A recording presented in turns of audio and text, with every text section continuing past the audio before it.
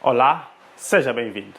No presente vídeo vamos dar sequência às nossas aulas de Teoria Geral do Direito Civil e para hoje trouxe como tema a interpretação e a integração de lacunas dentro dos negócios jurídicos e por isso convido a ficar aí até o fim para que possa aprimorar as suas técnicas jurídicas em torno desta temática de vital importância para o estudo de Direito Civil e se for novo no canal convido-lhe já a inscrever-se, deixa o seu gosto, comentário, sugestão ou crítica, ativa o sino para que o YouTube lhe possa notificar sempre que subirmos vídeos novos e, se quiser, compartilhe o máximo que puder para que mais pessoas possam ter acesso aos nossos conteúdos e desta maneira possamos também contribuir para a sua cultura jurídica. E se ainda não sabe, eu sou o Jorge Reis e este é o Jusbia.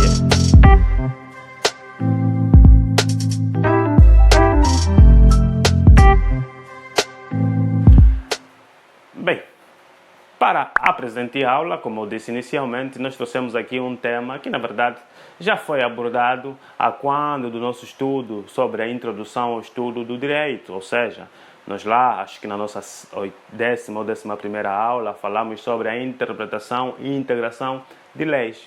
No entanto, hoje, mais uma vez, vamos cair no âmbito daquilo que é a interpretação e a integração, mas não no que diz respeito à lei, mas sim olharemos especificamente para os negócios jurídicos. Como sabem, nós estamos agora aqui em série de Teoria Geral do Direito Civil a abordar sobre o terceiro elemento da relação jurídica, que é efetivamente o ato jurídico ou facto jurídico e, consequentemente, dentro desses factos jurídicos nós vamos encontrar os próprios negócios jurídicos e estes negócios jurídicos como sendo um ato através do qual as partes vão efetivamente manifestar a sua declaração, a sua vontade negocial. Logo, quando existe alguma situação em que careça de interpretação, ou se as partes, na verdade, queriam dizer uma coisa, mas não disseram aquilo, e de modo a que nós possamos aferir a eficácia ou não de tal negócio jurídico, será então necessário fazermos aqui a interpretação. Por outro lado, se eles deixarem de dizer alguma coisa, ou seja, dando aqui origem a uma lacuna ou então a uma omissão, estaríamos perante uma integração de lacunas, ou seja, integração daquilo que foram as lacunas não previstas pelas partes no próprio negócio jurídico. Daí, então, vai incidir nossa abordagem para a aula de hoje, certo? Por isso, nós temos aqui a interpretação e integração dos negócios jurídicos e vamos, em primeira instância, olhar para a interpretação e, em segunda instância, olharemos para a integração de lacunas em série dos negócios jurídicos. Bem, olhando para a interpretação, nós vamos verificar que, na verdade, urgem naquilo que é o nosso pensamento jurídico, os nossos pensadores jurídicos, várias posições doutrinárias. Como sabem, no âmbito daquilo que são as fontes do direito, incidem sobre elas as questões doutrinárias. E quem faz doutrina normalmente são os vários jurisconsultos, ou seja, opiniões de certas pessoas que, em função da sua influência, tomam ou acreditam ou fazem com que determinadas posições dos legisladores possam ou não ser aceites. Nessa perspectiva, no que tange a posições da doutrina em relação à interpretação dos negócios jurídicos, nós vamos enquadrar basicamente duas posições. Temos, por um lado, a corrente subjetivistas e, em segundo lugar, temos a corrente objetivista. Bem, nesta primeira posição doutrinária, onde falamos sobre a corrente subjetivista, e eu já tenho estado aqui ao longo das nossas diversas aulas, querem questões do direito comercial, querem próprio questões de direito civil, que a questão subjetiva normalmente tem que ver com sujeitos, com pessoas, com aquilo que é o intelecto das partes que vão efetivamente celebrar ou praticar um determinado ato jurídico. E assim sendo, a interpretação da lei segundo os indivíduos que vão defender essa posição subjetivista têm que ver efetivamente com a vontade das partes, ou seja, aquilo que a parte quis estabelecer, a manifestar a sua vontade, deverá então incidir a nossa interpretação. Ou seja, quando nós estivermos perante um negócio jurídico que careça de interpretação, nós não vamos olhar aqui efetivamente para a norma, mas sim para aquilo que foi ou seria a possível vontade do sujeito que manifestou ou que declarou a sua vontade. Espero eu que me tenha percebido. Por outro lado, a posição objetivista. Claramente, como já disse há pouco, quando olhamos para a questão subjetivista, tem que ver efetivamente com sujeitos, com indivíduo, com aquilo que é a sua consciência. Logo, a questão objetivista tem que ver, mais uma vez, ou com objeto, quando falamos, por exemplo, sobre a questão de direitos reais, ou então com norma, com lei. Assim sendo, a questão objetivista aqui, no ponto de vista destes doutrinadores, tem que ver com a norma. Ou seja, quando quisermos fazer uma interpretação no que diz respeito a esta posição objetivista, nós não vamos olhar mais para aquilo que era a vontade do sujeito concreto, ou seja, não vamos olhar aqui para o seu elemento consciência, mas sim aquilo que a norma estabelece. Ou seja, se para determinado negócio jurídico concreto o fim ou a forma exigida é essa, a partir do momento em que eles determinam aquela circunstância conforme manda a lei, logo nós devemos interpretar no espírito da lei e não aqui na vontade dos sujeitos. Bem, essas duas posições são de todo aceites, na medida em que os nossos doutrinadores vão, na verdade, olhar dos dois pontos de vista. Ou seja, em detrimento daquilo que vai ser o tipo de negócio jurídico, nós vamos ter que aí aplicar uma ou outra. Daí que quando queremos falar sobre a solução consagrada em torno dessas duas posições, nós vamos ter aqui duas situações. Em primeira instância, um princípio geral, ou seja, que será a generalidade aplicável para os negócios jurídicos, porém este princípio geral não é absoluto, na medida em que vão incidir sobre ela algumas exceções ou alguns desvios. E estes desvios ocorrerão em função do tipo de negócio jurídico. Ou seja, sempre que estivermos, por exemplo, perante um negócio jurídico formal ou solene, nós vamos sempre ter um pendor essencialmente objetivista. Enquanto que, se estivermos perante um negócio jurídico, como o testamento, por exemplo, nós não vamos olhar para o ponto de vista objetivista, mas sim vamos ter que olhar para aquilo que é a vontade do declarante. Ou seja, estaremos perante a posição subjetivista. Espero eu que me esteja efetivamente a perceber. Bem, em primeira instância temos aqui um princípio geral. O princípio geral é esse que é consagrado logo no artigo 236 do nosso Código Civil. Bem, já sabem que em todas as nossas aulas nós vamos ter sempre que ter conosco esse Código Civil, porque é ele que nos dita claramente os modos operandos daquilo que é a atividade civil, ou seja, as relações jurídico-privadas. E, consequentemente, temos aqui, nos termos do seu artigo 236, um princípio geral que estabelece o seguinte. Número 1. A declaração negocial vale com o sentido que um declaratário normal, colocado na posição do real declaratário, possa deduzir do comportamento do declarante. Atenção, estamos aqui a dizer que o princípio geral que incide sobre a questão da interpretação dos negócios jurídicos é essencialmente o quê? Subjetivista. Por quê? Porque essa declaração negocial vale com o sentido que um declaratário normal, colocado naquela posição do real declaratário. Ou seja, quando eu tiver que fazer a interpretação desse negócio jurídico, eu tenho que me colocar na posição do real declaratário.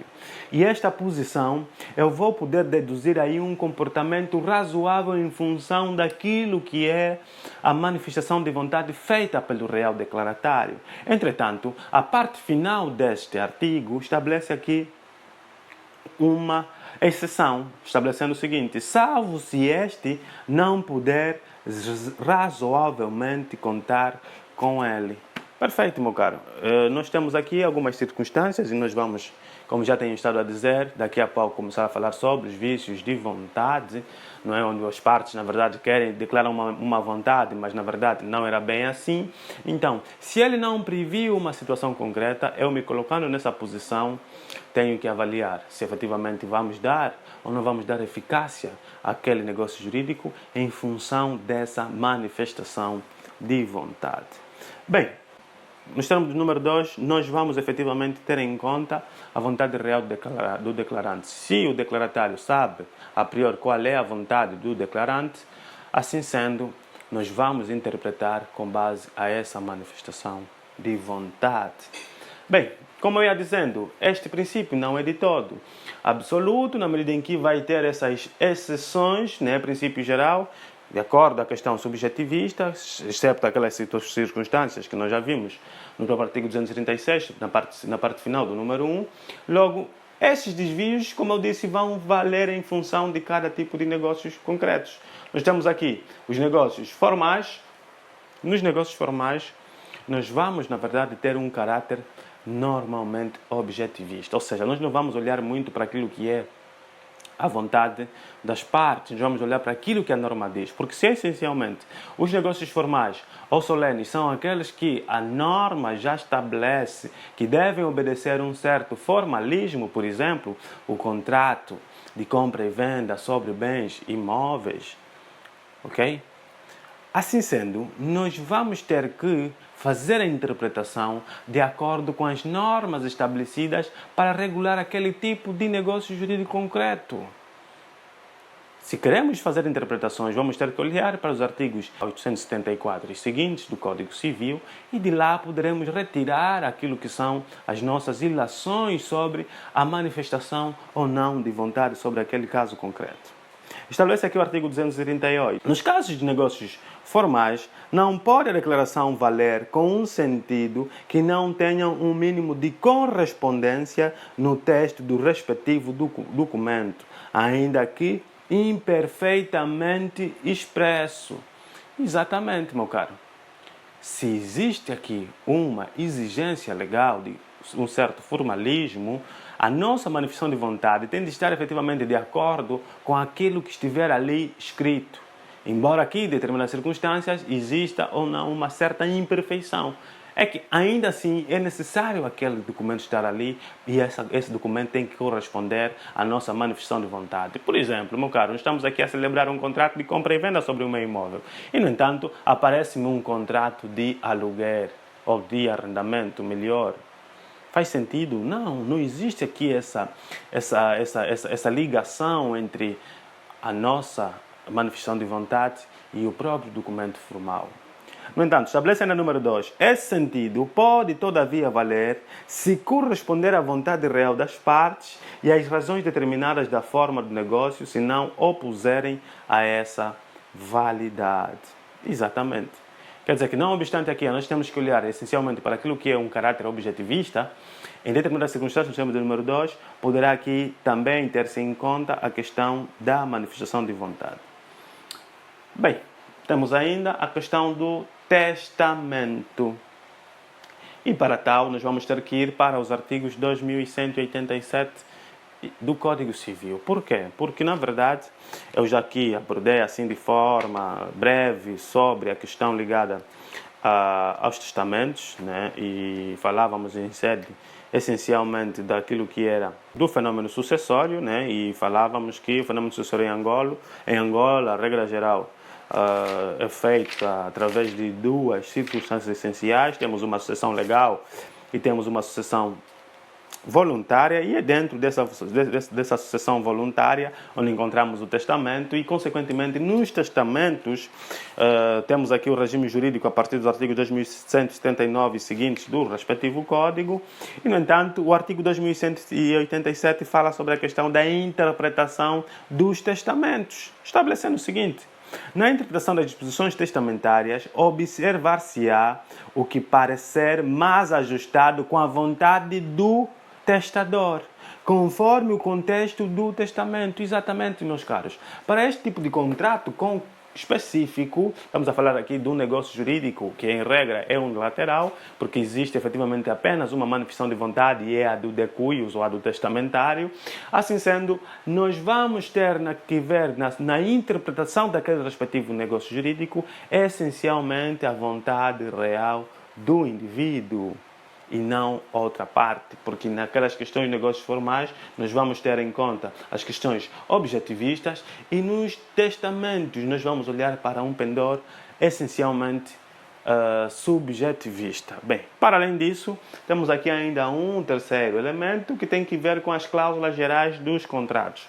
Mas, caros, quando nós estivermos aqui a falar sobre a questão da liberdade contratual e vimos que existiam algumas exceções, na medida em que, em certas circunstâncias, nós não vamos poder ter a possibilidade de participar na modelação das cláusulas do contrato, são os chamados contratos de adesão, e eu tenho estado aqui a carregar isso em diversas aulas e, portanto, convido-lhe a ver as nossas aulas anteriores sobre direito civil ou teoria geral do direito civil, e logo vimos que essas cláusulas, os contratos de adesão, em norma, deverão obedecer aqui cláusulas gerais, ou seja, existirão cláusulas que devem essencialmente fazer parte desses contratos de adesão sob pena de nulidade dos mesmos.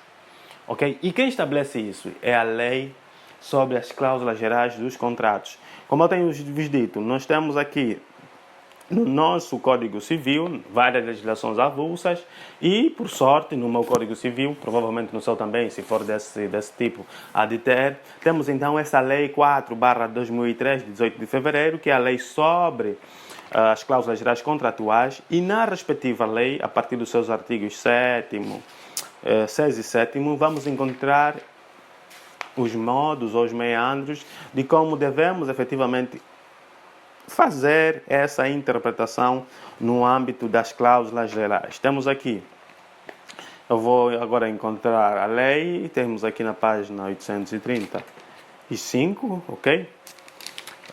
835 e seguintes. E temos aqui o seu artigo 7º, ou 6º, que estabelece interpretação e integração.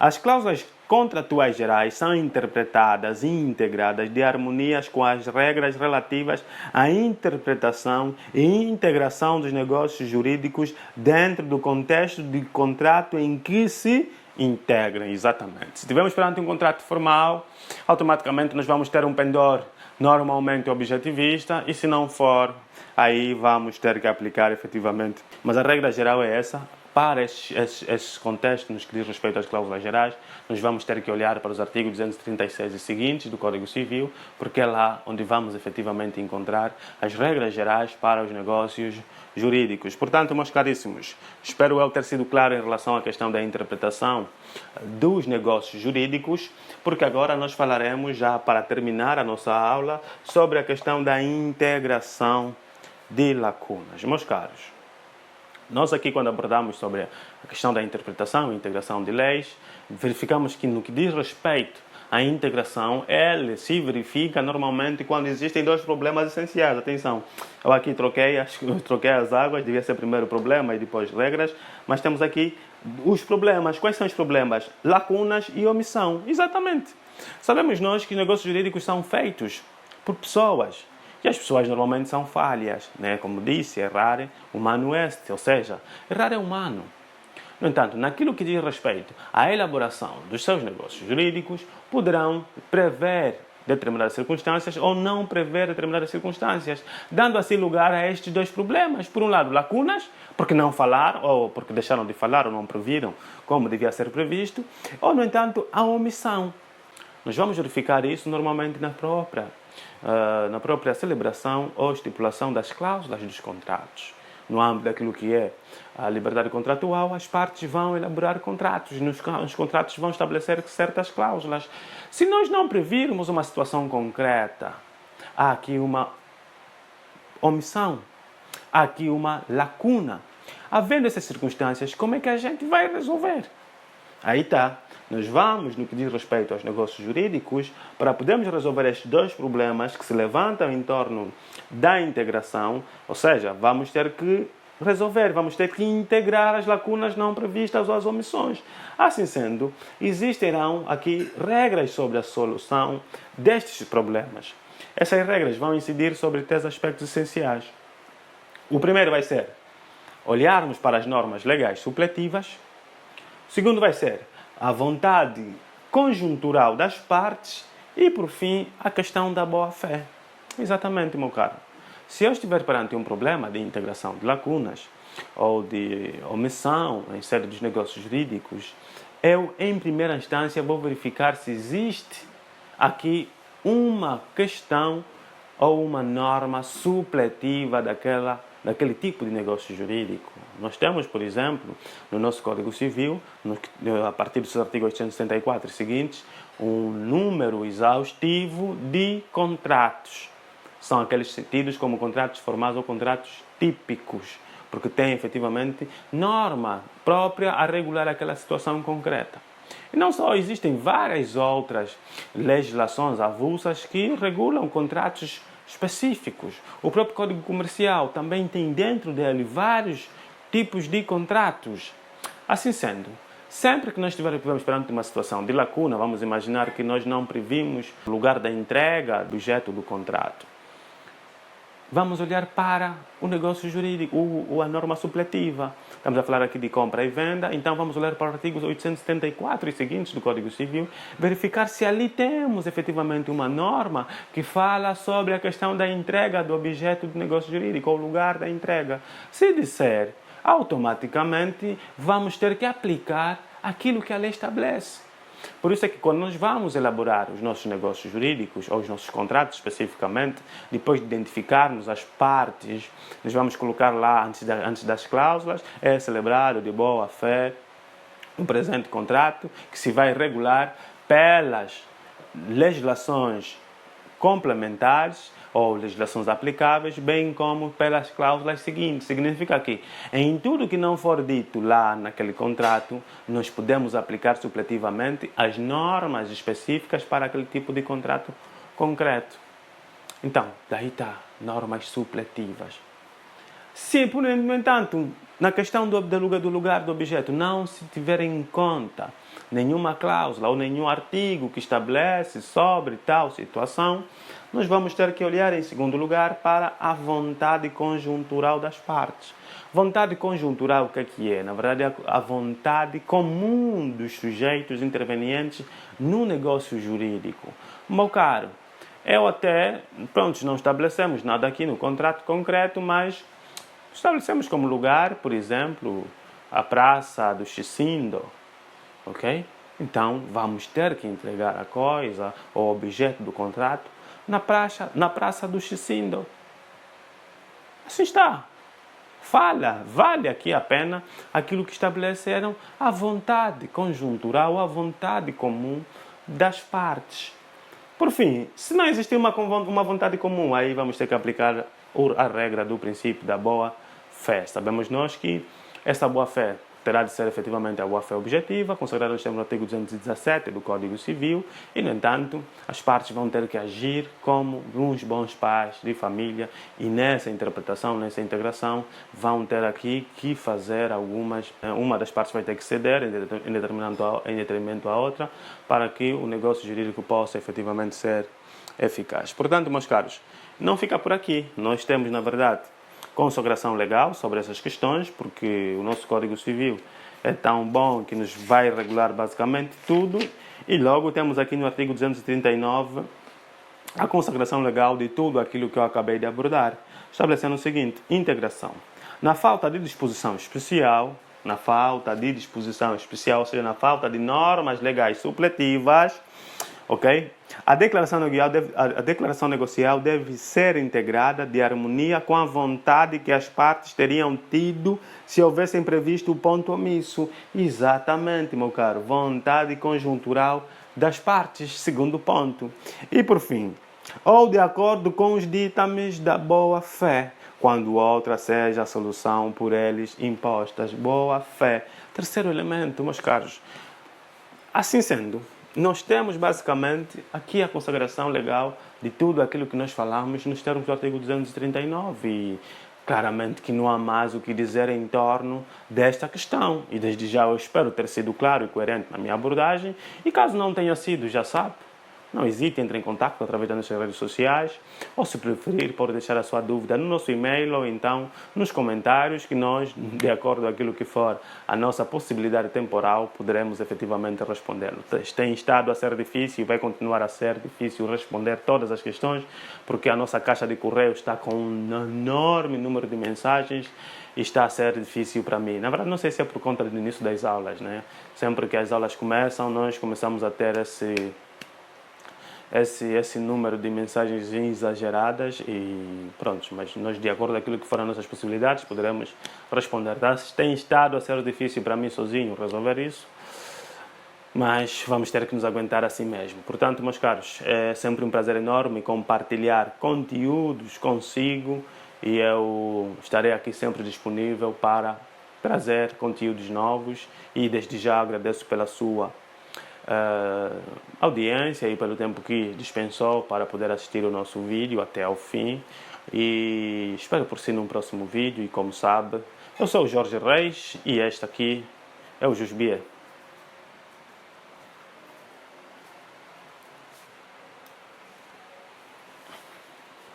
Acima.